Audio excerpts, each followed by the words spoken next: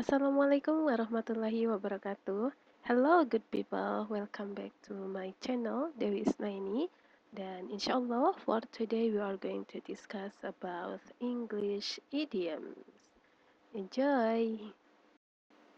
Dan idiom yang pertama adalah a blessing in disguise. What is the meaning of a blessing in disguise? A blessing in disguise is something that seems bad but actually it's good.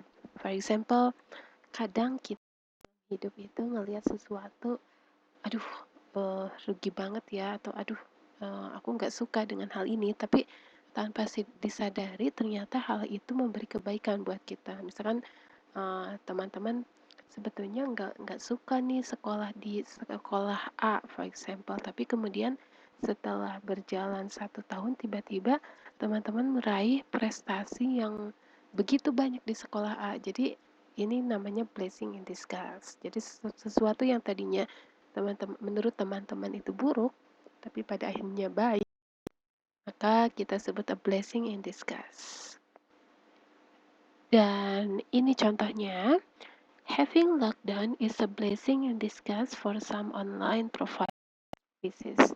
Kita tahu ya kalau lockdown itu semuanya ngerasa nggak bisa ngapa-ngapain gitu. Ini kayaknya buruk banget gitu. Tapi ternyata di balik itu semua buat para pebisnis online ini surga banget gitu. Nah, jadi having lockdown is a blessing in disguise for some online provider services, especially untuk yang Grab kan ya.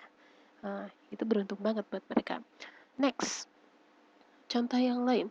I used to hate this city, but it was a blessing that get I've got anything I want here. Ini juga sama contohnya. So, number one is a blessing in disguise. Buat kalimat sendiri ya, silahkan. Okay, next. We have beating around the bush.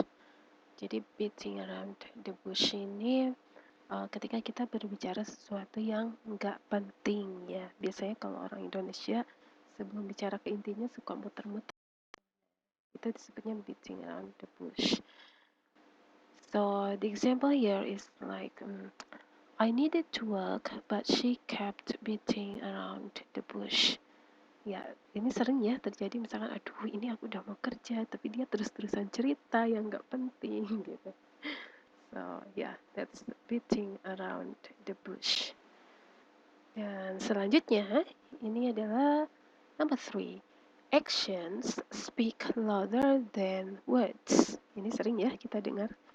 Jadi apa ya, ucapan tanpa kata-kata itu nggak berarti gitu. Jadi mana buktinya, biasanya perempuan gitu kan, bukti itu lebih penting daripada kata-kata. Dan di sini contohnya adalah let me see. You say you never break your promise, but actions speak louder than words. Gitu katanya. Task on your hand. It means that you have something or you have something important to finish. Jadi kamu punya hal yang benar-benar harus segera kamu kerjakan, harus segera kamu lakukan. Gitu. Di sini contohnya, my mom asked me to wash the dishes, so I have a big task on my hands. Or you can say, my teacher gave me a so I have a big task on my hand. Dan yang terakhir untuk yang hari ini ya, we have a piece of cake. I believe that you already heard about this. Ya, a piece of cake means very easy, sangat mudah.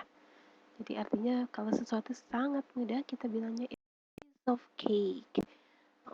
Di sini contohnya di iOS was a piece of cake for me, for example. Oke teman-teman, that's all the idioms for today. It's only 5. Insya Allah nanti akan dikasih lagi 5 dulu saja ya. Silakan teman-teman boleh langsung dipraktekkan dalam daily conversation atau boleh membuat kalimatnya sendiri-sendiri. Tampilkan semua uh, idioms yang telah kita pelajari hari ini. Thank you so much for watching and see you. Bye bye. Assalamualaikum warahmatullahi wabarakatuh. Have a good day.